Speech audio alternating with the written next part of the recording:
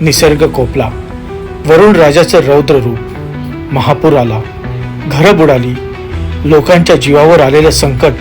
अशा वेळी सुद्धा राजकारण्यांचं राजकारण संपत नाही. कोणी म्हणतं मी तुमच्या सोबत आहे, कोणी म्हणतं सरकार मदत करेल.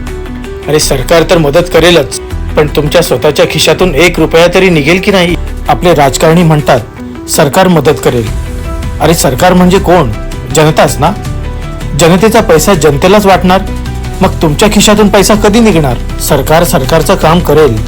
तुम्ही लोकप्रतिनिधी आहात, तुमचंही काही देणं लागतं ना. आमदार, खासदार, मंत्री, विरोधक, निवडणुकीत उभे राहिलेले पडलेले सगळे मिळून 600च्या वर तर होतीलच. प्रत्येकाने कमीत कमी 1 लाख रुपये मदत केली तर किती मोठा हातभार लागेल याचा विचार तरी केलाय का? पण का करत नाही? निवडणुकीत कोटींचा खर्च करता, पण जेव्हा लोकांना मदतीची गरज असते तेव्हा खिसा खाली का करत नाही?